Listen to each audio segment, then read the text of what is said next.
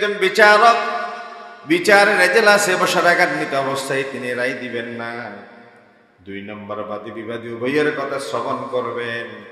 ইসলামী বিচারের ব্যবস্থায় বাদী বিবাদী উভয়ের কথা শ্রবণ করার কথা ইসলাম খুব জোর দিয়ে বলেছে। এক পক্ষের বক্তব্যের উপর নির্ভর করে রায় প্রদান করা যাবে না, শরীয়ত সরাসরি নিষেধ করেছে। বিশ্বনবী বলেছেন, ইযা তাকাদা ইলাইকা রাজুলানি ফালা তাকদি লিল আউয়াল হাত্তা তাসমা'a কালাম আল আখার ফাসাউফা তাদরি কাইফা তাকদি। তোমার নিকট যখন 2 জন লোক বিচারের জন্য আবেদন করে, তখন তুমি দ্বিতীয় পক্ষের বক্তব্য সম্পূর্ণ না শুনে প্রথম পক্ষের কথার উপরে ভিত্তি করে রায় প্রদান করবে না। তুমি খুব শীঘ্রই জানতে পারবে তুমি কিভাবে ফয়সালা করছো। এই জন্য এক ব্যক্তির বক্তব্য শুনে দ্বিতীয় ব্যক্তির বক্তব্য না শুনে ফয়সালা দেওয়া যাবে না। আমাদের মাঝে এমনও আছেন চেয়ারম্যান মেম্বার, মেয়রকে দেখেছি গত রাতে আজ ফয়সালা হবে।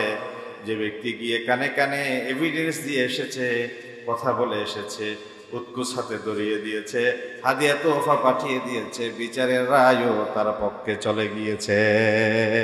ঠিক না? বিচারের রায়ও তার পক্ষে চলে যায় যে আগের রাতে গিয়ে কানে কানে কথা বলেছে, যে হাদিয়া তোহফা দিয়ে এসেছে, যে আগে বুঝিয়ে এসেছে। যে আগে বুঝায় তারটাই আমলে নেয়, পরের ব্যক্তির কথা বলে। তুমি কি কথা বলবো আমার জানা আছে, তুমি কি কথা বলবো আমার জানা আছে, এই কথা বলে তাকে স্টপ করিয়ে দে, থামিয়ে দে, তাকে কথা বলতে দে। আরেকটি হাদিসে আছে, বিশ্বনবী বলেছেন, ইযা জালাসা ইলাইকাল খাসমানি ফালা তাকদি বাইনাহুমা হাত্তা তাসমা'a মিনাল আখার কামা সামি'তা মিনাল আউয়াল ফাইন্নাকা ইযা ফা'আলতা যালিকা তাবাyyana লাকাল কাদা। তোমার নিকট যখন 2 জন লোক বিচারের জন্য বসে, তখন তুমি তাদের মাঝে ফয়সালা করবে না যতক্ষণ না দ্বিতীয় পক্ষের বক্তব্য শুনবে। যেভাবে তুমি প্রথম পক্ষের কথা শুনেছ, প্রথম পক্ষের কথার নিয়ায় দ্বিতীয় পক্ষের কথাও ধৈর্য সহকারে তোমাকে শুনতে হবে। বলেছেন মুহাম্মদুর রাসূলুল্লাহ সাল্লাল্লাহু আলাইহি ওয়াসাল্লাম। তাহলে প্রথম পক্ষ যেভাবে কথা বলেছে, যতক্ষণ সময় পেয়েছে, দ্বিতীয় পক্ষও ততক্ষণ সময় দিতে হবে এবং তার কথাও ধৈর্য সহকারে শুনতে হবে। 3 নাম্বার, বাদী বিবাদী উভয়ের প্রতি বিচারকের সম আচরণ করা। বাদী এবং বিবাদী উভয়ের প্রতি বিচারক সম আচরণ করে। কেমনে? বিচারক বসার ক্ষেত্রে উভয়ের মাঝে সমতা বিধান করবে। একজনকে চেয়ারে বসতে দিলেন আর একজনকে ফ্লোরে বসতে দিলেন, এমনটা করা যাবে না। উভয়কে বন্দর নগরীর হযরত আলী শাহ রাহমাতুল্লাহি আলাইহি জামে মসজিদে সমবেত সম্মানিত মুসল্লিয়ানে কেরাম, দূর দূরান্ত থেকে আগত আমার সম্মানিত মেহমান বৃন্দ, আসসালামু আলাইকুম ওয়া রাহমাতুল্লাহি ওয়া বারাকাতুহু। মহিয়ান গরিয়ান সুবিশাল আকাশ সুপ্রশস্ত জমিনের মালিক আহকামুল হাকিমিন আল্লাহ তাআলার শুকর এবং সুজুদ আদায় করছি, যিনি লাখো কোটি বনি আদম থেকে বাছাই করে সপ্তাহের সবচেয়ে পবিত্রতম দিন জুমার দিন শ্রেষ্ঠ মানুষের কাতারে আমাদেরকে অন্তর্ভুক্ত হওয়ার, আল্লাহর গোলামিতে নিজেদেরকে ব্যতিব্যস্ত রাখার যিনি সুযোগ দিয়েছেন, আমরা আল্লাহ তাআলাকে থ্যাঙ্কস জানিয়ে শুকর আদায় করে পড়ি আলহামদুলিল্লাহ।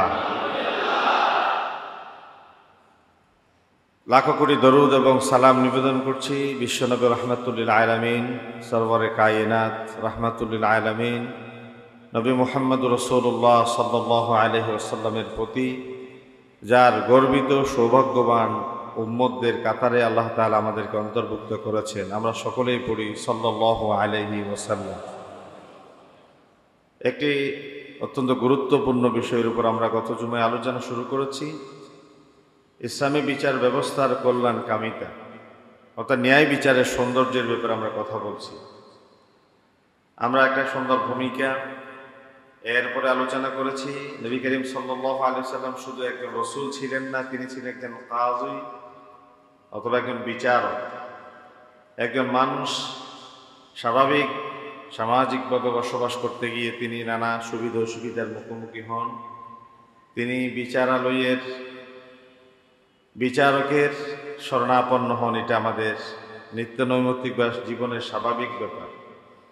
একটি রাষ্ট্রের প্রধানত তিনটে উপাদান থাকে: আইন বিভাগ, নির্বাহী বিভাগ বা শাসন বিভাগ বা বিচার বিভাগ।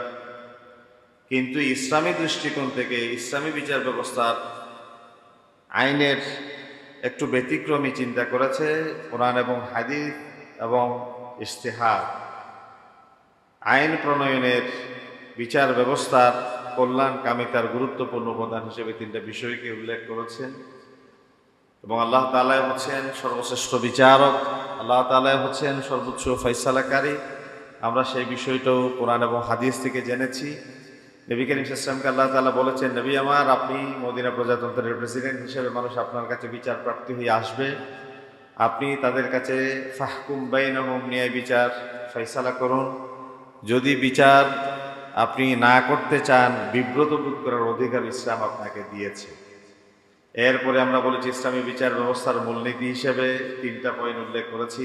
ইসলামী বিচার ব্যবস্থার লক্ষ্য উদ্দেশ্য কি সেটাও আমরা বলেছি। ইসলামী বিচার ব্যবস্থার গুরুত্ব প্রয়োজনীয়তার ব্যাপারে কথা বলতে গিয়ে আমরা প্রায় 7টা পয়েন্টের উপর কথা বলেছি। এরপরে বলেছি ইনসাফ বা ন্যায় বিচার হচ্ছে ইমান যেমনি ফরজ, ঠিক ইমানের পরে সবচেয়ে গুরুত্বপূর্ণ ফরজ বিধান হচ্ছে সমাজে, রাষ্ট্রে ইনসাফ তথা ন্যায় বিচার কায়েম করা। আল্লাহ তাআলা স্বয়ং ন্যায় বিচার প্রতিষ্ঠার ব্যাপারে তিনি নির্দেশ দিয়েছেন, ওয়া নিহকুম বাইনাহুম বিমা আনজালাল্লাহ। ন্যায় বিচার প্রতিষ্ঠার ব্যাপারে তিনি আয়াত নাজিল করেছেন। নবী করিম সাল্লাল্লাহু আলাইহি ওয়াসাল্লাম ন্যায় বিচার প্রতিষ্ঠা করে তিনি একটি সমাজ জাতির সামনে তিনি স্পষ্ট দেখিয়ে গিয়েছেন। এরপরে আল্লাহ তাআলা দাউদ আলাইহিস সালামকে সরাসরি বলেছেন, ইয়া দাউদ ইন্না জাআলনাকা খলিফাতান ফিল আরদ, এই জমিনের জন্য তোমাকে আমি খলিফা হিসেবে পাঠালাম। খলিফাকে যার পক্ষ থেকে প্রতিনিধি হয়ে আসেন, মূল মালিকের প্রতিনিধিত্ব করা হচ্ছে খলিফার দায়িত্ব এবং কর্তব্য। আল্লাহ তাআলা আমরা যারা বনি আদম, আমাদেরকেও তিনি বলেছেন, ইন্নী জাইলুন ফিল আরদি খলিফা, আমি এই জমিনে মানুষকে খলিফা হিসেবে পাঠাতে চাই। এবং একই কথা তিনি দাউদ আলাইহিস সালামকে লক্ষ্য করে বলেছেন, ইয়া দাউদ ইন্না জাআলনাকা খলিফাতান ফিল আরদ, আমি জমিনে তোমাকে খলিফা হিসেবে প্রেরণ করলাম। ওয়ালা তাত্তাবি'ল হাওয়া, খেলাফতের দায়িত্ব পালন করতে গিয়ে খবরদার প্রবৃত্তির অনুসরণ করে কোনো ফয়সালা দেওয়া যাবে না। ফায়াযুল্লাকা আন সাবিলিল্লাহ, যেখানে প্রবৃত্তির অনুসরণ থাকবে সেখানেই তোমাকে ভ্রষ্টতার দিকে টেনে নিয়ে যেতে পারে। এই পর্যন্ত আমরা গত জুমায় কথা বলেছি। আজকে আপনাদের সামনে অত্যন্ত গুরুত্বপূর্ণ আরেকটি অধ্যায় শুরু করতে চাই, সেটি হচ্ছে ইসলামে বিচারকের দায়িত্ব এবং কর্তব্য। যিনি কাজী থাকবেন, যিনি জাস্টিস থাকবেন, যিনি বিচারক থাকবেন, ইসলাম তার উপর কিছু দায়িত্ব এবং কর্তব্য তুলে দিয়েছে। আমরা আজকে সেই বিষয়টা নিয়ে কথা বলতে চাই। ন্যায় বিচার প্রতিষ্ঠার ক্ষেত্রে ইসলামী বিচার ব্যবস্থায় কিছু গুরুত্বপূর্ণ দায়িত্ব এবং কর্তব্যের কথা অ্যাকর্ডিং টু কোরআন এন্ড সুন্নাহ আমরা আলোচনা করতে পারি। আল্লাহ তাআলা নবী করিম সাল্লাল্লাহু আলাইহি ওয়াসাল্লামকে প্র্যাকটিক্যাল কোরআন হিসেবে 63 বছর পৃথিবীতে জীবিত রেখেছিলেন। 40 বছর নবুয়তের পূর্ববর্তী সময়, 23 বছর নবুয়তের পরবর্তী সময়। কোরআনুল কারীম পাণ্ডুলিপি আকারে আমাদের থাকে, মাচাঙের উপরে আমাদের টেবিলের উপর থাকে। এই কোরআনুল কারীম জীবন্ত, অ্যালাইভ, চিরসবুজ যে রাস্তা দিয়ে হেঁটে যাচ্ছে, সমাজে বসবাস করছে, এমন কাউকে যদি আমরা দেখতে চাই, তিনি এর কেউ নন, নবী মুহাম্মদ রাসূলুল্লাহ সাল্লাল্লাহু আলাইহি ওয়াসাল্লাম ছাড়া। মা আয়েশা সিদ্দিকা রাদিয়াল্লাহু তাআলা আনহা সাহাবায়ে কেরাম কর্তৃক তিনি জিজ্ঞাসিত হয়েছিলেন, মা, নবী করিম ইসলামের চরিত্র কেমন ছিল? মা আয়েশা সিদ্দিকা রাদিয়াল্লাহু তাআলা আনহা উল্টো প্রশ্ন করেছিলেন, মা ক্বরাআতাল কোরআন, তুমি কি কোরআন পড়ো নাই? আমার নবীর চরিত্র সম্পর্কে আমাকে জিজ্ঞাসা করছো? বলে যে, মা, আমি তো কোরআন পড়েছি। বলে যে, কানা খুলুকুহুল কোরআন, আমার নবীর চরিত্র ছিল হুবহু কোরআনুল কারীম। সুবহানাল্লাহ। তাহলে কোরআনুল কারীম পাণ্ডুলিপি আকারে আমাদের মাচাঙের উপর, টেবিলের উপর, থাকের উপর আছে। জীবন্ত কোরআন হচ্ছে নবী মুহাম্মদ রাসূলুল্লাহ সাল্লাল্লাহু আলাইহি ওয়াসাল্লাম। নবী করিম সাল্লাল্লাহু আলাইহি ওয়াসাল্লাম তিনি আমাদের সামনে পরিবার, সমাজ, রাষ্ট্র, আন্তর্জাতিক পরিমণ্ডলে দ্বীনকে কিভাবে প্রতিনিধিত্ব করতে হয় তিনি আমাদেরকে স্পষ্টতর জানিয়ে দিয়েছেন এবং দেখিয়ে দিয়েছেন। একজন বিচারক, তিনি যখন বিচারকের এজলাসে বসে যাবেন, তিনি কোন ভূমিকায় থাকবেন, আজকে মূলত আমরা সেই বিষয়টা নিয়ে আলোচনা শুরু করছি। প্রথম নাম্বার, একজন বিচারক যখন বিচারের এজলাসে তিনি বসে যাবেন, তিনি রাগান্বিত অবস্থায় বিচার করবেন। রাগান্বিত অবস্থায় তিনি বিচার ফয়সালা দিবেন না, কারণ চিকিৎসা বিজ্ঞান বলেছে মানুষ যখন স্বাভাবিক অবস্থা থেকে রেগে যায় তখন তার মনোবিজ্ঞান বলেছে রক্ত উত্তপ্ত হয়ে ওঠে, ফলে মানুষটা স্বাভাবিক জ্ঞান বুদ্ধি বিবেচনা হারিয়ে ফেলে। তাহলে মনোবিজ্ঞানের দৃষ্টিতে চিকিৎসা বিজ্ঞান এ কথা সুনিপুণভাবে স্ক্রুটনি করেছে। স্বাভাবিক মাত্রায় স্বাভাবিক পরিস্থিতিতে একজন মানুষের মেধা, মননশীলতা, সৃজনশীলতা যেভাবে কাজ করে, প্রধান্বিত হলে পরে সেইভাবে তার মেধা, যোগ্যতা, অনুভূতি কাজ করে না, সেটা স্মৃতি বিলুপ্ত হয়ে যায়, রক্ত উত্তপ্ত হয়ে ওঠে, মানুষের জ্ঞান লোপ পেয়ে যায়, তখন সে ন্যায় অন্যায় আর পার্থক্য করতে পারে না। এই জন্য ইসলামী শরিয়ত এ ব্যাপারে রাগান্বিত অবস্থায় কোনোভাবে ফয়সালা করা যাবে না, এই মর্মে অর্ডিন্যান্স জারি করেছে। আব্দুর রহমান ইবনে আবু বকর রাদিয়াল্লাহু তাআলা হতে বর্ণিত একটি হাদিস, তিনি তার ছেলে সিজিস্তানে ছিলেন, সিজিস্তানে তার ছেলের কাছে তিনি চিঠি লিখেছেন, বি আল্লাহ তাকদি বাইনা ইথনাইন ওয়া আনতা গাদবান, হে আমার ছেলে, দুই ব্যক্তির মাঝে যখন তুমি ফয়সালা করতে যাবে এমত অবস্থায় ফয়সালা করবে না যখন তুমি রাগান্বিত। ফাইন্নী সামিআতুন নবী সাল্লাল্লাহু আলাইহি ওয়াসাল্লাম, আমি নবী করিম সাল্লাল্লাহু আলাইহি ওয়াসাল্লামকে কথা বলতে শুনেছি, ইয়াকুল, তিনি বলেছেন, লা ইয়াকদিয়ান্না হাকামুন বাইনা ইথনাইন ওয়া হুয়া গাদবান। নবী করিম সাল্লাল্লাহু আলাইহি ওয়াসাল্লাম এই কথা বলেছেন, কোন বিচারক রাগান্বিত অবস্থায় দুইজনের মধ্যে কোনোভাবেই ফয়সালা করবে না, রায় দিবে না। তাহলে আমরা যখন উত্তপ্ত অবস্থায় পরিবারের সাথে, ছেলে মেয়েদের সাথে বাকবিতণ্ডা হয়, এমত অবস্থায় আমাদের দরকার দাঁড়ানো অবস্থায় থাকলে বসে যাওয়া, বসা অবস্থায় থাকলে শুয়ে যাওয়া, সাথে সাথে উজু করে নেই, কারণ কোন সময় কোন পরিস্থিতি কোন হালের পানি কোন দিকে গড়ায় সেটা বোঝা যায় না। আপনি রেগে গিয়েছেন, আপনার স্ত্রী আপনার রাগের উপর দুটো উল্টো বাঁকা কথা বলে ফেলেছে, আপনি সাথে সাথে বলে দিয়েছেন তোমাকে 3 তালাক। এখন 3 তালাক তো বলে দিয়েছেন, 3 তালাকের পরের পরিস্থিতি হচ্ছে আপনার 10টা ছেলে মেয়ে আছে, 5টা ছেলে মেয়ে আছে, একটা দুধের বাচ্চা আছে, একটা বিশ্ববিদ্যালয়ে পড়ে, আপনার ছেলে মেয়ে বিয়ে দিয়েছেন, এখন তাদের বিয়ের বাড়ি, আত্মীয় স্বজন সকলের কাছে এইভাবে আপনি লজ্জিত হয়ে গিয়েছেন। এখন আপনি পারছেন না ছাড়তে, পারছেন না রাখতে, ওলামায়ে কেরামের শরণাপন্ন হলেন, ওলামায়ে কেরামরা আপনাকে পরামর্শ দিচ্ছে, আপনি কি রাগান্বিত অবস্থায় স্বাভাবিক ছিলেন? বলে যে আমি স্বাভাবিক ছিলাম। এখন মিথ্যার আশ্রয় নিচ্ছেন। এখন কোনো টাকার কাছে হেরে যাওয়া ব্যক্তিরা আপনাকে হয়তো এই কথাও বলে দিতে পারে, বলেন আপনি 3 তালাক বলেন না, অথবা আপনি যখন বলেছেন আপনি ঘুমেছিলেন, অথবা আপনার মাতাল অবস্থায় ছিলেন, আপনি মস্তিষ্ক বিকৃত অবস্থায় তালাক দিয়েছেন। আপনি যত যাই বলেন, কেউ যদি আপনাকে নিয়ে তওবা করিয়ে বা কোনো বিশেষ পন্থা অবলম্বন করে আবার একই পরিবার নিয়ে ঘর সংসার করার ব্যবস্থা করে দেয়, আপনি 20 বছর ঘর সংসার করলেন, 20 বছর বেবিচার করলেন, নাউজুবিল্লাহ বলেন। তাহলে রাগান্বিত অবস্থায় স্ত্রীকে ডিভোর্স দেয়, রাগান্বিত অবস্থায় হাতে যা থাকে তা ছুঁড়ে ফেলে, ছুঁড়ে মারে, মানুষের মস্তক দ্বিখণ্ডিত হয়ে যায়, ছেলে মেয়ে আগুনে পড়ে যায়, পানিতে পড়ে যায়, ছাদ থেকে লাফ দেয়, নানা সময় নানা অকারেন্সের মুখোমুখি হয়। এই জন্যে রাগান্বিত অবস্থায় কোনো ডিসিশন নিয়ে যাবে না। আর নবী করিম সাল্লাল্লাহু আলাইহি ওয়াসাল্লাম বলেছেন, তোমরা লাইসা শাদীদু বিসরাআহ ইন্নামা শাদীদুল্লাযী ইয়ামলিকু নাফসাহু ইনদাল গাদাব, বুখারীর বর্ণনা, যে ব্যক্তি রেসে দৌড় প্রতিযোগিতায় এগিয়ে থাকলো সে আসল বিজয়ী বীর নয়, ওই ব্যক্তি চূড়ান্ত বীর যে তার রাগকে হজম করে এবং অপরাধীকে ক্ষমা করতে পারে। সুবহানাল্লাহ বলেন। একজন অপরাধীকে আপনি পেয়েছেন, আপনার হাতে অস্ত্র আছে, আপনার ক্ষমতা আছে, আপনি তার থেকে প্রতিশোধ নিতে পারবেন, এমত অবস্থা আপনি তারা বলেছেন যে আমি তোমাকে হাতের নাগালে পেয়েছি, আমার শক্তিও আছে, তোমার রিভেঞ্জ নেওয়ার প্রতিশোধ নেওয়ার সামর্থ্য রাখি, তারপরে এখন আমি তোমাকে ক্ষমা করে দিলাম। নবী করিম সাল্লাল্লাহু আলাইহি ওয়াসাল্লাম বলেছেন আল্লাহ তাআলা তোমাকে জান্নাতের জন্য উপযুক্ত ঘোষণা করলেন। সুবহানাল্লাহ বলেন।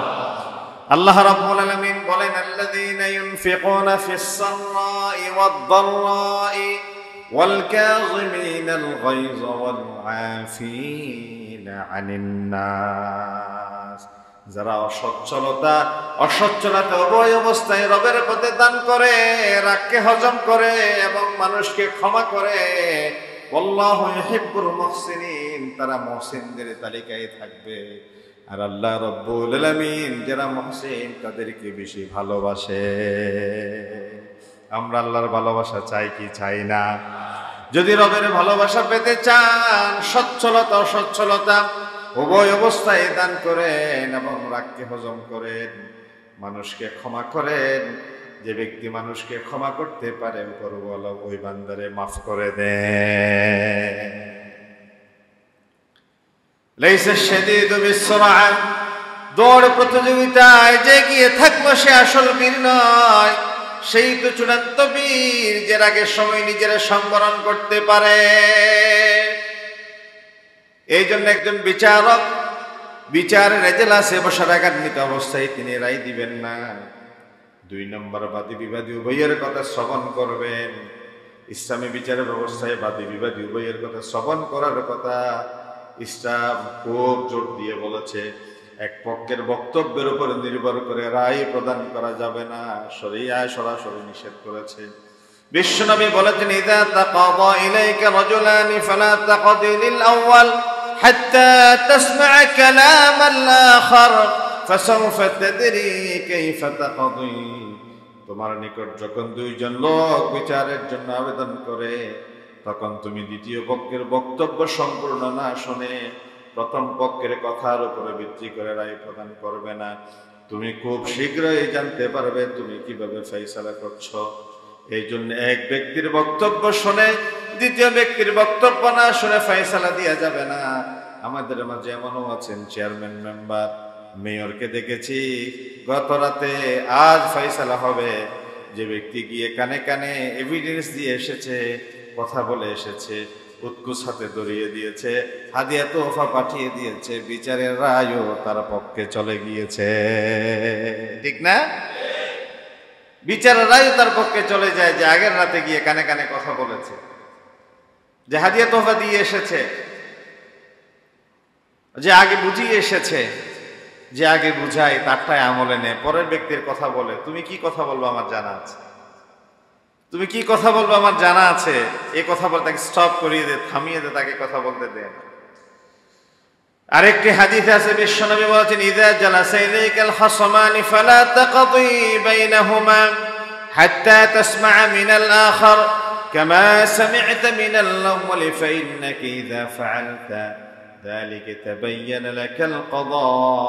তোমার নিকট যখন 2 জন লোক বিচারের জন্য বসে, তখন তুমি তাদের মাঝে ফয়সালা করবে না যতক্ষণ না দ্বিতীয় পক্ষের বক্তব্য শুনবে। যেভাবে তুমি প্রথম পক্ষের কথা শুনেছ, প্রথম পক্ষের কথার নিয়ায় দ্বিতীয় পক্ষের কথাও ধৈর্য সহকারে তোমাকে শুনতে হবে। বলেছেন মুহাম্মদুর রাসূলুল্লাহ সাল্লাল্লাহু আলাইহি ওয়াসাল্লাম। তাহলে প্রথম পক্ষ যেভাবে কথা বলেছে, যতক্ষণ সময় পেয়েছে, দ্বিতীয় পক্ষেও ততক্ষণ সময় দিতে হবে এবং তার কথাও ধৈর্য সহকারে শুনতে হবে। 3 নাম্বার, বাদী বিবাদী উভয়ের প্রতি বিচারকের সম আচরণ করা। বাদী এবং বিবাদী উভয়ের প্রতি বিচারক সম আচরণ করা। কেমনে? বিচারক বসার ক্ষেত্রে উভয়ের মাঝে সমতা বিধান করবে। একজনকে চেয়ারে বসতে দিলেন আর একজনকে ফ্লোরে বসতে দিলেন, এমনটা করা যাবে না। উভয়কে সমান বসার ব্যবস্থা করে দিতে হবে। নাম্বার 2, উভয়ের দিকে সমভাবে দৃষ্টিপাত করতে হবে। ডানে একটু বেশি তাকালেন, বামে কম তাকালেন, এটা করা যাবে না। উভয়ের প্রতি সমদৃষ্টিতে তাকাতে হবে। নাম্বার 3, কোন অবস্থাতে এক পক্ষকে প্রাধান্য দেওয়া যাবে না। এটা এই জন্য করতে হবে, বাদী বিবাদী কোনো পক্ষেই যেন এই ধারণা করতে না পারে বিচারক কোনো পক্ষের প্রতি ঝুঁকে পড়েছে। একজন বিচারের প্রার্থী তিনি যেন এই কথা চিন্তা না করেন যে আমি বিচার প্রার্থী হয়ে আসলাম, তিনি বোধহয় তার তাকানো দেখে, তার কথার ধরন দেখে, তার প্রতি মনোনিবেশ দেখে মনে হচ্ছে যেন তিনি ওনার প্রতি ঝুঁকে পড়েছেন। এমন অবস্থা হলে বিচারকের নিকট থেকে নিয়েই বিচার পাওয়ার ক্ষেত্রে একটা সন্দেহের উদ্রেক হয়। অনুরূপভাবে বিচারক আল্লাহর বিধান প্রয়োগের ক্ষেত্রে বিচার ফয়সালা করার সময় ধনী গরিব, ছোট বড়, দাস এবং মনিব, রাজা প্রজা, উচ্চ বর্ণ নিম্ন বর্ণের মধ্যে কোনো ধরনের তিনি পার্থক্য করতে পারবেন না।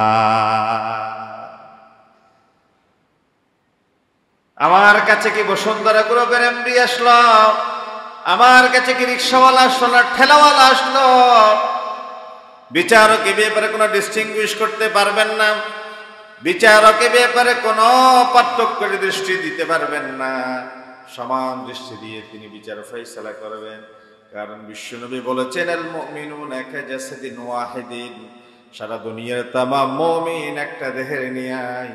ইন ইশতাকা আইনুহু ইশতাকা কুল্লুহু, আমার ফিলিস্তিনের একজন নিরহ মানুষ যদি আক্রান্ত হয়, বাংলাদেশের জমিনে যার হৃদয়ের গোড়ায় সরিষের দানা পরিমাণ ঈমান আছে, সে কোনোদিন নীরবে বসে থাকতে পারে না। লা ফাদলা লিআরাবি আলা আজামি ইল্লা বিত্তাকওয়া। বিশ্বনবী বলেছেন, আরব এবং আজমের মাঝে কোনো বিশেষ মর্যাদা নাই, যার ভিতরে তাকওয়া আছে আল্লাহর কাছে সেই সবচেয়ে বেশি মর্যাদাবান। কোরআনুল কারীমে রব্বে কারীম বলেছেন, ইয়া আইয়ুহান নাসু ইন্না খালাকনাকুম মিন যাকারিন ওয়া উনসা وجعلناكم شعوبا وقبائل لتعارفوا إن أكرمكم عند الله أتقاكم إن الله عليم خبير। বলি আল্লাহু আকবার। আল্লাহ তাআলা তোমাদেরকে এক নর আদম আর এক নারী হাওয়া থেকে তোমাদেরকে সৃষ্টি করেছেন, বিভিন্ন কবিলায় গোত্রে তোমাদেরকে বিভক্ত করে দিয়েছে। তোমাদের ভেতরে সেই সবচেয়ে সম্মানিত মর্যাদাবান যার ভেতরে তাকওয়া আছে। এই জন্যই তো বিশ্বনবী তাকওয়ার কথা বলতে গিয়ে বলেছেন, আত-তাকওয়া হাহুনা, আত-তাকওয়া হাহুনা, আত-তাকওয়া হাহুনা। তাকওয়া এই কথা বলে সিনার দিকে তিনবার তিনি ইশারা করেছেন। তাকওয়া বাহ্যিক বেশভূষায় বোঝা যায় না, তাকওয়া দাড়ির মাধ্যমে প্রকাশ পায় না, তাকওয়া টুপির মাধ্যমে প্রকাশ পায় না, তাকওয়া হচ্ছে অন্তরের সাথে সংশ্লিষ্ট বিষয়। গতকাল ঢাকা বাইতুল মুকাররমে একজন মোসাদের এজেন্ট অ্যাটাক হয়েছে। তার শরীরে ইহুদিদের নানা চিত্র, নানা ছবি অঙ্কিত ছিল। তার মাথার টুপি, মুখের দাড়ি দেখে বুঝার কোনো সুযোগ ছিল না সে যে মোসাদের ইহুদিদের এজেন্ট। কিন্তু মানুষ যখন তারে পাকড়াও করেছে, তারা যখন জেরা শুরু করেছে, এক পর্যায়ে সে স্বীকার করে নিয়েছে সেই ইহুদিদের এজেন্ট, মোসাদের সদস্য। মুসলমানদের ভেতরে বেশ ধারণ করে করে মুসলমানদের ভেতরে যেন দ্বন্দ্ব সংঘাত লাগিয়ে ঐক্য বিনষ্ট করা যায়, এটাই তাদের নাম্বার 1 পলিসি। মানুষের ভেতরে যেন বিভাজন করা যায়, ঐক্যের ভেতরে ফাটল সৃষ্টি করানো যায়। কাউকে দেখাবে ক্ষমতার লোক, কাউকে দিবে আবার ব্যাগ ভর্তি ব্রেসকিস ভর্তি টাকা, কাউকে রাস্তায় নামিয়ে দিবে আন্দোলন করতে, কাউকে আবার আন্দোলন দমাতে গুলি করতে নির্দেশ দিবে। সাপ হয়ে দংশন করবে, ওজা হয়ে সে ঝাড়বে। এমন মানুষ আছে না? ইসলাম বলে তারা মুনাফিক। দুমুখু নীতি যে অবলম্বন করবে, কর্মবৈসাদৃশ্য নীতি যিনি অবলম্বন করে, ব্যক্তি এক, নীতি ভিন্ন। বিশ্বনবী বলেছেন, মানুষের ভেতরে এমন কিছু মানুষ আছে যারা সর্বনিকৃষ্ট, শাররুন নাস আল্লাযী ইয়াতি হাউলাই বিওয়াজহিন ওয়া ইয়াতি হাউলাই বিওয়াজহিন। একবার ডানে যায় একটা নীতি নিয়ে, আর একবার বামে যায় আর একটা নীতি নিয়ে। কোরআনুল কারীমে সে মুনাফিকদের চরিত্র সম্পর্কে বলেন, মুযাবযাবিনা বাইনা যালিক লা ইলাহা উলাই ওয়া লা ইলাহা উলা ওয়া মান ইউদ্লিলিল্লাহু ফালান তাজিদা লাহু সাবিলা। একবার ডানে যায় আর একবার বামে যায়। ওই যৌন শস্যের উঠে ছাগির নিয়ে একবার ডানের পুরুষ ছাগলের দিকে দৌড়ে, আর একবার বামের পুরুষ ছাগলের দিকে দৌড়ে। তারা মুহাম্মদুর রাসূলুল্লাহর সামনে কিছুক্ষণ তাদের সাথে আলাপ আলোচনা, রাসূলুল্লাহর সম্মান শ্রদ্ধা দেখিয়ে যখন করে, তারা বলে আমরা মুহাম্মদকে বোকা বানালাম। আল্লাহ বলে, আল্লাহু ইস্তাহজিউ বিহিম ওয়া ইয়ামুদ্দুহুম ফি তুয়ানিহিম ইয়ামাহুন। তারা মুহাম্মদ রাসূলুল্লাহকে বোকা বানাতে পারে নাই। মুহাম্মদ রাসূলুল্লাহ এবং তার সাহাবায়ে কেরামদের সাথে যারা ঠাট্টা করেছে, মনে করে আল্লাহ তাদের সাথে ঠাট্টা করেন এবং উদ্ভ্রান্ত পাগলের নিয়ে তাদেরকে মাঠে ছেড়ে দেন, তবে তাদের শেষটা কখনো শুভ হয় না।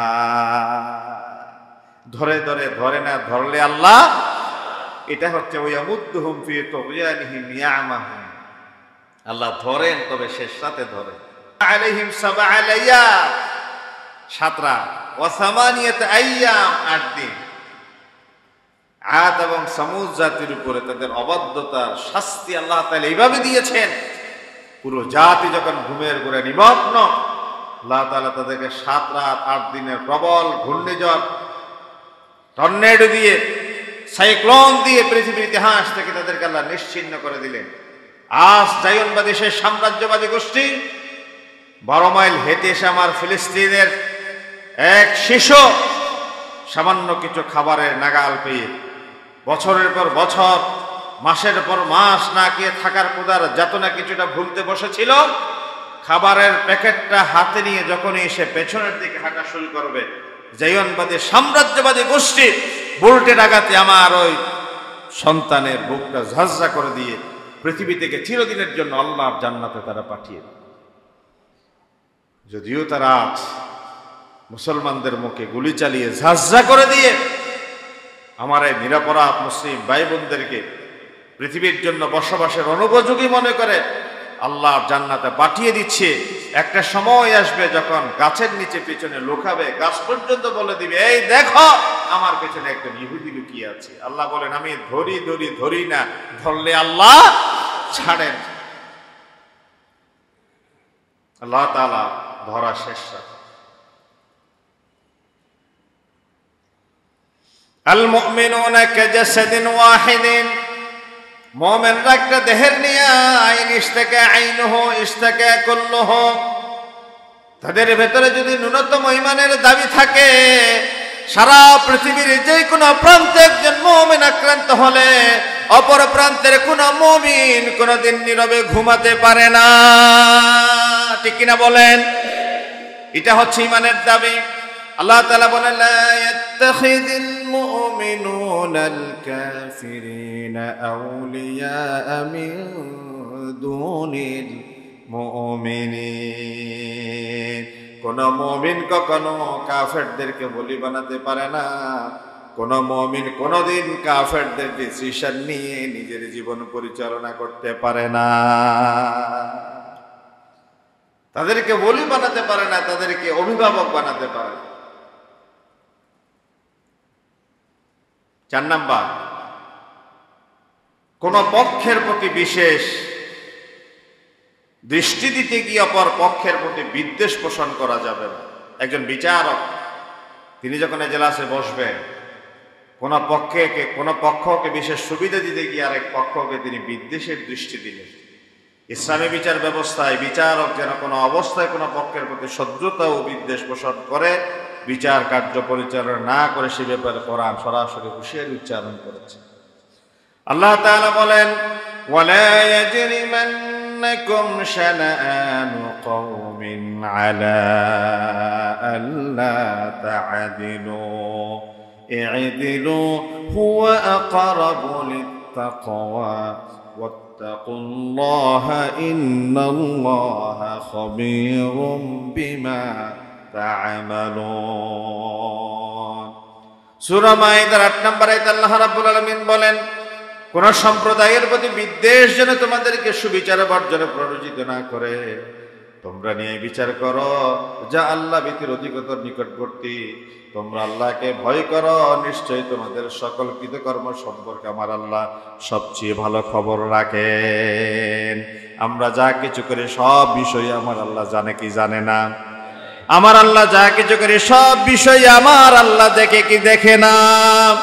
ওয়াল আউয়ালু ওয়াল আখিরু ওয়াল যাহিরু ওয়াল বাতিন ওয়া হুয়া বিকুল্লি শাইইন আলিম। তিনি প্রথম, তিনি শেষ, তিনি প্রকাশ্যে, তিনি গোপন। বান্দার মনের যা কিছু কল্পনা, চোখের যত সব চাহনি, সব কিছু একজনই জানেন। আওয়াজ দিয়ে বলেন, তিনি কে? ইয়ালামু সিররাকুম ওয়া জাহরাকুম ওয়া ইয়ালামু মা তাকসিমুন। বান্দার মনের প্রকাশ্য এবং গোপনে সব বিষয় আমার আল্লাহ ভালোভাবেই বুঝেন এবং জানেন। এটা আমাদের বিশ্বাস আছে তো? কারো প্রতি অধিকার বিনষ্ট করা, কাউকে সততা প্রতারণার মাধ্যমে ঠকানো, কাউকে অধিকার থেকে ডেপ্রাইভ করা, কারো ব্যাপারে চক্রান্ত ষড়যন্ত্র করার সময় আমার আল্লাহ যে দেখেন, আমার আল্লাহ যে শুনেন, আমার আল্লাহ যে বুঝেন, এটা আমাদের ঈমান আছে তো? সকলে বললেন ঈমান আছে তো? সুতরাং একজন ভাই হয়ে যেন আরেকজন ভাইয়ের অধিকার নিয়ে আমরা ছিনিমিনি না করি। তিনি যেই দেশের, যেই প্রান্তের, যেই ভূখণ্ডের হোক, তিনি আমার কালিমার একজন ভাই। কোরআনুল কারীম আল্লাহ রাব্বুল আলামিন বলেন, ওয়া'তাসিমু বিহাবলিল্লাহি জামিআন ওয়া লা তাফাররাকু। তোমরা আল্লাহর রজ্জুকে শক্তভাবে ধরো, খবরদার পরস্পর বিচ্ছিন্ন হইও না। ওয়াযকুরু নি'মাতাল্লাহি আলাইকুম, তোমরা আল্লাহর নিয়ামতের কথা স্মরণ করো। ইয কুনতুম আ'দা, তোমরা ছিলে পরস্পরের শত্রু। ফাআল্লাফা বাইনা কুলুবিকুম, তোমাদের অন্তরগুলোরে আমি কাছাকাছি করে দিলাম, রহবত সৃষ্টি করে দিলাম, উলফত সৃষ্টি করে দিলাম, মুহাব্বতের বন্ধনে আবদ্ধ করে দিলাম। ফাসবাহতুম বিনি'মাতিহি ইখওয়ানা, ফলে তোমরা পরস্পর ভ্রাতৃত্বের বন্ধনে আবদ্ধ হয়ে গেলা। আল্লাহু আকবার। এই কথাটা কার? তাহলে আমাদের পরস্পরের ভাই বলেছেন কে? কোরআনুল কারীমের সূরা হুজুরাত আল্লাহ রাব্বুল আলামিন বলেন, ইন্নামাল মুমিনুনা ইখওয়া ফাআসলিহু বাইনা আখাওয়াইকুম ওয়াত্তাকুল্লাহা লাআল্লাকুম তুরহামুন। ও মুমিন, তোমরা পরস্পরের ভাই। তোমাদের ভেতরে ভুল বোঝাবুঝি থাকতে পারে, তোমাদের ভেতরে খুনসুটি হতে পারে। ফাসলিহু বাইনা আখাওয়াইকুম, তোমাদের ভেতরকার এই বিরোধ তোমরা মিটিয়ে নাও। ওয়াত্তাকুল্লাহ, এই ব্যাপারে রবকে ভয় করো। লাআল্লাকুম তুরহামুন, আশা করা যায় রব তোমাদের প্রতি তার রহমতের চাদরখানা টেনে দিবে। আল্লাহু আকবার। আল্লাহ বলেছে তোমরা ভাই। আমরা পরস্পরের কি? আমাদের ভেতরে কোনো সংঘাত নাই, আমাদের কোনো বিদ্বেষ নাই। আমরা কাদা ছুড়াছুড়ি করব না, আমরা কাউকে দূরে ঠেলে দিব না। আমরা পরস্পরকে কাছে নিতে সর্বদা সজাগ এবং সচেষ্ট থাকবো বলে ইনশাআল্লাহ। দলীয় কোন্দল, দলীয় বিরোধ, দলীয় বিভাজন, এর মাধ্যমে ঐক্য বিনষ্ট, এর মাধ্যমে উম্মাহ বিভক্ত হয়, এর মাধ্যমে শত্রু সুযোগ পায়, এর মাধ্যমে আমাদের স্বার্থে আঘাত আসে, এর মাধ্যমে অস্তিত্ব বিপন্ন হয়। ঠিক না? দিন শেষে এই দেশ, এই রাষ্ট্র, এই স্বাধীনতা, এটা সবার। এটা কার? সবার। এটা জীবনের বিনিময় হলো এই দেশের স্বাধীনতা, এই দেশের সভরেনটি, সার্বভৌমত্ব কখনো বিপন্ন হতে দেয়া যাবে। সুতরাং আমাদের ভিতরে ঐক্যের ফাটল সৃষ্টি হয় এমন মন্তব্য, এমন আচরণ, এমন চিন্তা, এমন কথা বলাও যাবে। ইন্নামাল মুমিনুনা ইখওয়া, আমরা পরস্পর ভাই। আমরা পরস্পর কি? ভাই। বলেন আমরা পরস্পর কি? ফাআসবাহতুম বিনি'মাতিহি ইখওয়ানা। আল্লাহ তাআলা আমাদেরকে ভ্রাতৃত্বের বন্ধনে আবদ্ধ করে দিলেন, আর আপনি আমাদেরকে শত্রু হিসেবে ঠেলে দিলেন। এটা হবে না। 1 বছর আগের দৌড়ানির কথা মনে করলেই তো হয়ে যায়। 1 বছর আগের নীরবে নিরাপদে রাত্রিবেলায় ঘুমাইতে না পারার স্মৃতি মনে করলেই তো ভ্রাতৃত্বের বন্ধনে আবদ্ধ হতে পারে। 1 বছর আগেই তো সুস্থতার সাথে মেডিকেলে চিকিৎসা নিয়ে ঘরে ফিরে আসতে না পারার বেদনার কথা চিন্তা করলেই তো হয়ে যায়। 1 বছর আগে আমার জন্য যেমন কাল ছিল, আপনার জন্য কাল ছিল, আপনার বাবার জন্য যেমন দুর্বিষহ যন্ত্রণা ছিল, আপনার ভাইয়ের জন্য তেমন যন্ত্রণা ছিল। সুতরাং বাবা, ভাই, আমি, আপনি সকলেই মিলে একটা সুন্দর, একটা সুখে সমৃদ্ধশালী একটা রাষ্ট্র গঠন করতে আপত্তিটা কোথায়? আমাদের ভেতরে কোনো বিরোধ, আমাদের ভিতরে কোনো সংঘাত, আমাদের ভিতরে কোনো বিদ্বেষ জিয়ে থাক, সেটা আমরা চাই।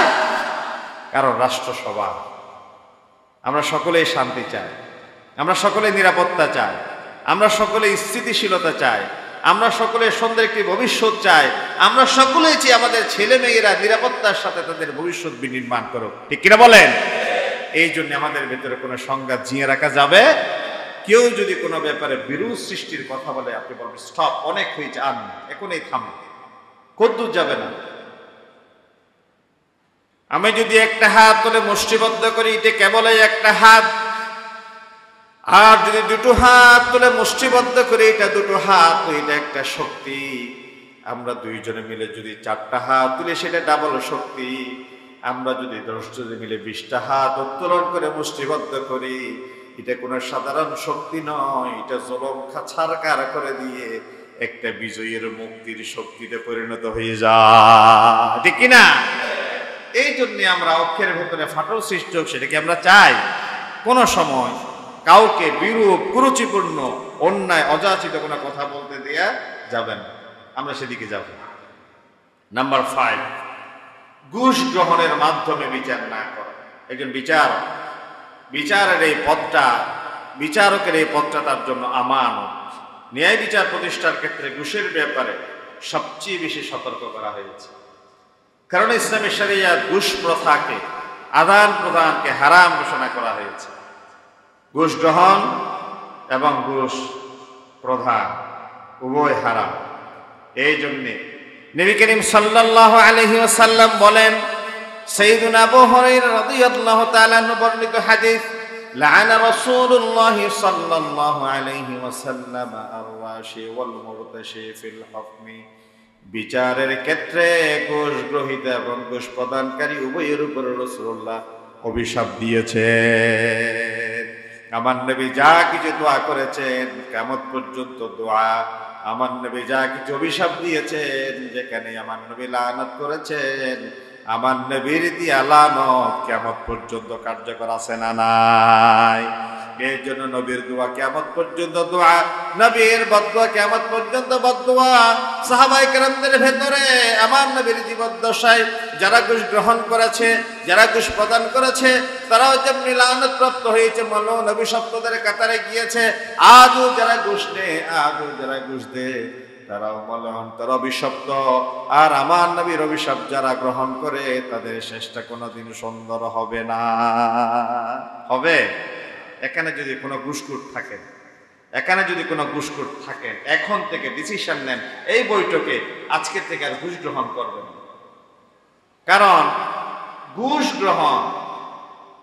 গ্রহণ এটা কোনো বৈধ ইনকাম নেই। আর ঘুষের যেই টাকা পয়সা, ঘুষের যে টাকা পয়সা আপনি রেখে যাবেন, আপনি যে খাবেন, এই রক্ত দিয়ে শরীরের যেই শক্তি সামর্থ্য হবে, এই শক্তি সামর্থ্য ইবাদতের কবুলিয়তের ব্যাপারে অন্তরা। আর যেই ছেলে মেয়ে আপনার রেখে যাবে এই সম্পদ, তারা ভোগ করবে, একটা সময় গিয়ে দেখবে এই টাকা দিয়ে সে ইয়াবা ব্যবসা করবে, ক্যাসিনো ব্যবসা করবে, হারাম ব্যবসা করবে, এই টাকা দিয়ে সে ত্রাসের রাজত্ব কায়েম করবে। আপনি হালাল ইনকাম করে ছেলে মেয়েদেরকে দিয়ে গেলে অন্তত বছরে 6 মাসে জন্মে একবার আপনার ইসালে সওয়াবের চিন্তা করবে। হারাম ইনকাম দিয়ে যদি ছেলে মেয়েদেরকে লালন পালন করে থাকেন, তাদেরকে এই সম্পদ দিয়ে যান, আপনার ছেলে অবৈধ ইনকাম এই গ্রহণ করার মাধ্যমে ত্রাসের রাজত্ব কায়েম করে সমাজে নিজে অভিশপ্ত হবে। আপনার কবরে অভিশাপের একটা অংশ দেওয়ার জন্য সে একটা রাস্তা প্রশস্ত করবে, ঠিক কিনা বলেন? এই জন্য অন্যায় নিজেও করব না, অন্যায় করার রাস্তাও প্রশস্ত করব।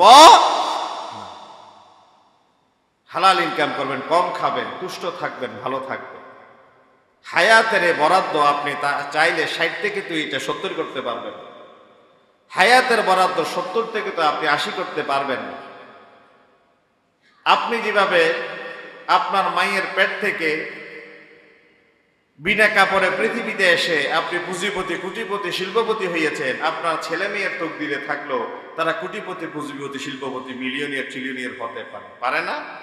আপনার বাবার কিছুই পান নাই, আপনি কিছুই পান না। আপনার বাবা আপনাকে ঘর থেকে বের করে শহরে স্যান্ডেল ছাড়া এসেছিলেন। এমন অনেক মানুষের ইতিহাস আমাদের জানা আছে, অনেক মানুষের ইতিহাস আমাদের জানা আছে। মাথা গুজাবার একখণ্ড জমি ছিল না, পরার একটা কাপড় ছিল না। এই মানুষটা চট্টগ্রাম শহরে এখন বড় জমিদার। চট্টগ্রাম শহরে এখন মাথা উঁচু করে দাঁড়িয়ে গেছে বড় শিল্পপতি, 100 টাকার পিউনের চাকরি করে এখন চট্টগ্রাম শহরের বড় মাপের ব্যবসায়ী, বড় শিল্পপতি। যারা বুঝেছেন, কেবল 100 টাকা, তিনি নিজেই স্বীকার করেন চট্টগ্রাম শহরের শিল্পপতিদের একজন, একটা পিউনের চাকরি করতেন একটা ব্যাংকে। তিনি যদি আউট ডিস্ট্রিক্ট থেকে এসে চট্টগ্রাম শহরে এত বড় পুঁটি শিল্পপতি হতে পারে, 100 টাকার চাকরি করে নিজে তকদির পরিবর্তন করতে পারে, তাহলে আল্লাহ তাআলা আপনাকে যেভাবে বড় করেছে আপনার ছেলে মেয়েকে সেভাবে বড় করতে পারে না? তো আপনি কেন তার ব্যাপারে চিন্তা করেন? ওয়ামা মিন দাব্বাতিন ফিল আরদ, দাব্বাতুন শব্দের অর্থ হচ্ছে মা ইয়াদুব্বু আলাল আরদি মা ইয়ামশি আলাল আরদ, জমিনে বিচরণশীল সকল প্রাণীর রিজিকের ফয়সালা করবেন রাজ্জাক। এই জন্য বান্দা তোমার নিজের ব্যাপারে তুমি ভাবো। বিশ্বনবী বলেছেন, মানুষ যা খেয়েছে, তুমি যা খেয়েছ ফাফনাইতে শেষ করে দিয়েছ, তুমি যা লাবিস্তা পরিধান করেছ তুমি তা পুরাতন করে ফেলেছ, তুমি যা সাদেকা করেছ সেটা জিয়ে রেখেছ। বিশ্বনবী বললেন 3টা কথা, বান্দা যা কিছু খায় শেষ করে দে, বান্দা যা কিছু পরিধান করে পুরাতন করে ফেলে, বান্দা যা কিছু সাদেকা করে তা কিছু পরকালের জন্য জিয়ে রাখে। এই জন্য বান্দা কেন বলে মালি মালি মালি, আমার সম্পদ আমার সম্পদ। দিন শেষে তার কোনো সম্পদ নাই, খালি হাতে 200 টাকার একটা কাফনের কাপড়ে বন্দি হয়ে তারে কবরে যেতে হয়। মনে হয় যেন 60-70 বছর 200 টাকা দামের একটা কাফনের কাপড়ের জন্যই বোধহয় এতটা যুদ্ধ করে গেলা। এই একটা কাফনের কাপড়ের জন্য বোধহয় যুদ্ধ করে গেলাম সারা।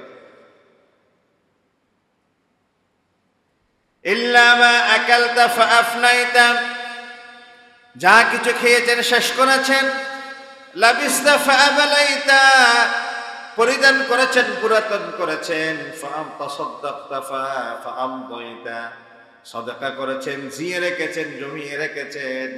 এই জন্য দিনের পথে যা কিছু খরচ হয় তা কিছু হবে আমার জন্য সাদাকা, আমার জন্য হবে এসেট। এই জন্য বাকি কিছু চিন্তা করার জিম্মেদারিতা আল্লাহ আপনারা দেয় নাই, তবে ওইটুকু রেখে দিবেন যেইটুকু ছেলে মেয়েদের থাকলে পরে পরের কাছে হাত টানতে হয় না। তার মানে আপনাকে ঘুষের ইনকাম করে, সুদের ইনকাম করে ছেলে মেয়েদের দিতে বলা হয় নাই। ঘুষ ভিত্তিক লেনদেন করে বিচার ফয়সালা করা হারাম। 6 নম্বর পদের প্রতি আগ্রহ প্রকাশ না করা। ইসলাম কোন দায়িত্ব বা পদ চেয়ে নেওয়ার ব্যাপারে কঠোর হুঁশিয়ারি উচ্চারণ করেছে, চাইতা প্রশাসনিক হোক বা বিচার বিভাগের হোক, যোগ্যতার মানদণ্ডে যোগ্যতম ব্যক্তির উপরে দায়িত্ব অর্পণের বিধান হলো ইসলামী বিধান। কোরআনুল কারীম আল্লাহ রাব্বুল আলামিন বলেন, ইন্নাল্লাহা ইয়া'মুরুকুম আন তুওয়াদ্দুল আমানাতি ইলা আহলিহা ওয়া ইযা হাকামতুম বাইনান নাসি আন তাহকুমু বিল আদল ইন্নাল্লাহা নি'মা ইয়া'যুকুম বিহি ইন্নাল্লাহা কানা সামিআন বাসীরা। নিশ্চয়ই আল্লাহ তোমাদেরকে আদেশ দিচ্ছেন যে তোমরা আমানত সমূহকে তার যথার্থ হকদারদের নিকট পৌঁছে দাও, আর যখন তোমরা লোকদের মধ্যে বিচার ফয়সালা করবে অবশ্যই নিয়ে বিচার করবে। নিশ্চয়ই আল্লাহ তোমাদেরকে সর্বোত্তম উপদেশ দিচ্ছেন।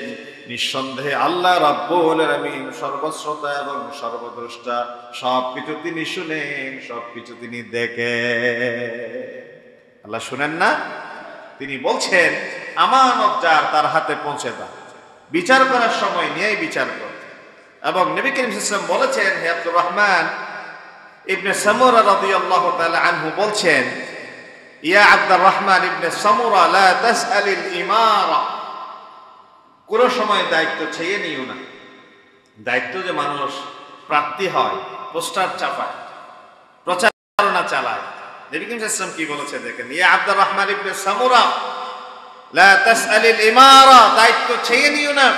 فإنك إن أوتيتها عن مسألة أكلت إليها, কেননা যে ব্যক্তি দায়িত্ব চেয়ে নেয় তাকে শুধু দায়িত্বটা দেয়া হয়, যে দায়িত্ব চেয়ে নেয় তা তাকে দেয়া হয়। ওয়াইন উতিতাহা মিন গায়রি মাসআলাতিন উইনতা আলাইহা, যদি দায়িত্ব চাওয়া ব্যতীত প্রদান করা হয় তাহলে দায়িত্বের সাথে তাকে সাহায্য করা হয়। সুবহানাল্লাহ বলে। দায়িত্ব নিলে তার উপর দায়িত্ব অর্পণ করা হয়, দায়িত্ব না চেয়ে নিলে কার উপর যদি দায়িত্ব চাপিয়ে দেওয়া হয় তাহলে দায়িত্বের সাথে সাহায্য করা হয়, বলেছেন মুহাম্মদুর রাসূলুল্লাহ। এই জন্য দায়িত্বের জন্য এত লালায়িত হইলেন। একা থাকলে বেঁচে গেলেন, দায়িত্ব নিলে পুরো জনগোষ্ঠীর জিম্মেদারিত্ব কাঁধের উপর তুলে নিলেন। বিয়ে না করে থাকলে তো মৃত্যু হইলে নিজের ব্যাপারে ফয়সালা হবে, বিয়ে করে মারা গেলে তো বউ বাচ্চা ছেলে মেয়ে পরিবার পরিজন সকলের পর্দা পুশিদা, হালাল হারাম, জায়েজ না জায়েজ, দিন ধর্ম সবকিছুর ব্যাপারে তো আমরা। এই জন্য চেয়ারম্যান, মেম্বার, মেয়র, দায়িত্বশীল যে যার অধীনে আছে তাকে তার ব্যাপারে অবশ্যই জিজ্ঞাসিত হতে হবে। এরপরের পয়েন্ট হচ্ছে ইসলামী বিচার ব্যবস্থার সাক্ষ্যদান। বিচারে ডানে যাবে না বামে যাবে, বাদী বিজয়ী হবে না বিবাদী বিজয়ী হবে, এটা অনেকখানি নির্ভর করে সাক্ষীর উপরে। বিচারের ক্ষেত্রে সাক্ষ্যের গুরুত্ব অত্যন্ত বেশি। সাক্ষ্যের মাধ্যমে একদিকে যেমন বাদীর দাবি প্রমাণিত হতে পারে, অপরদিকে তেমনি সেটা বিবাদীর পক্ষে বা বাদীর দাবি অসত্য প্রমাণিত হতে পারে। সাক্ষী কোন দিকে কি বলে সেটা তো আর বলা যায়। এই জন্য বাদী ও বিবাদী বিচার কার্যে নিজ নিজ পক্ষে সাক্ষ্য প্রমাণ উপস্থাপন করে থাকে, কেননা বিচারের কাজটি সাক্ষীর সাক্ষ্যদানের উপরই নির্ভরশীল। সাক্ষীর সত্য সাক্ষ্যের মাধ্যমে বিচার কার্য সঠিক হয়, মিথ্যা সাক্ষ্যের দরুন আবার অন্যায় বিচার প্রতিষ্ঠিত হয়। ইসলামে ব্যাপারটি অত্যন্ত গুরুত্বের সাথে বিবেচনায় নিয়েছে। কোরআনুল কারীম আল্লাহ রাব্বুল আলামিন বলেন, ইয়া আইয়ুহাল্লাযীনা আমানু কুনু কাওয়ামিনা বিল কিসতি শুহাদাআ লিল্লাহ ওয়ালাউ আলা আনফুসিকুম আবিল ওয়ালিদাইনি ওয়াল আকরাবিন। ও ডু ইউ বিলিভার্স, ও ইমানদারেরা, শোনো শোনো, তোমরা ন্যায়ের উপর প্রতিষ্ঠিত থাকো, আল্লাহর জন্য সাক্ষীদাতা হয়ে যাও, যদিও সেটি তোমাদের নিজেদের কিংবা তোমাদের পিতামাতা ও আত্মীয় স্বজনের বিরুদ্ধে চলে যায়। বাদী বিবাদীর ধনী হোক, ইয়াকুন গনিয়ান অথবা আও ফাকিরান, তারা গরিব হোক, সেদিকে প্রক্ষেপ করা যাবে না, কেননা তোমাদের চাইতে আল্লাহ তাদের ব্যাপারে ফাল্লাহু আউলা বিহিমা, অধিকতর শুভাকাঙ্ক্ষী। অতএব এই বিচারে প্রবৃত্তির অনুসরণ করো না। যদি তোমরা ঘুরিয়ে পেঁচিয়ে কথা বলো অথবা পাশ কাটিয়ে যাও, তবে জেনে রাখো আল্লাহ তোমাদের সকল কর্মের ব্যাপারে তিনি ভালো করেই জানেন। তিনি কথা বলেছেন এখানে, ভালো করে খেয়াল করে নিয়ে এখানে আল্লাহ তাআলা বলছেন তোমরা ন্যায়ের ব্যাপারে আল্লাহর জন্য সাক্ষীদাতা হয়ে দাঁড়িয়ে যাও। তাহলে সাক্ষী দিব কার জন্যে? কথা বলেন, সাক্ষী দিব কার জন্যে? আল্লাহর পক্ষে সাক্ষীদাতা হয়ে দাঁড়িয়ে যাও। যদিও তোমাদের সেই সাক্ষী তোমাদের নিজেদের বিপক্ষে যায়, পিতামাতার বিপক্ষে যায়, আত্মীয় স্বজনের বিপক্ষে যায়, বাদী বিবাদী ধনী হোক গরিব হোক, প্রবৃত্তির অনুসরণ করা যাবে না, ভ্রক্ষেপ করা যাবে না। এ ব্যাপারে বাদী বিবাদী উভয়ের শুভাকাঙ্ক্ষী কে? আল্লাহ। ফাল্লাহু আউলা বিহিমা, ভালো মন্দ আল্লাহই ফয়সালা করে। তোমরা যদি ঘুরিয়ে পেঁচিয়ে কথা বলো অথবা পাশ কেটে যাও, তাহলে তোমাদের মনের সব খবর জানে কে? আমি কোরআনের পুরো অর্থটাই আপনাদের ব্যাপারে শেয়ার করলাম। সাক্ষী দিব আল্লাহর জন্য, নিজের বিপক্ষে, পরিবারের বিপক্ষে, ছেলে মেয়ের বিপক্ষে, মা বাবার বিপক্ষে যায়, এবং সাক্ষী দিতে গিয়ে ধনীর বিপক্ষে গেল না গরিবের পক্ষে গেল, তাতে আমার ভ্রক্ষেপ করার কোনো সুযোগ নাই। এবং এ ব্যাপারে কার পক্ষে যাবে বিপক্ষে যাবে এই ব্যাপারে জিম্মেদারিত্ব নিবে কে? আল্লাহ।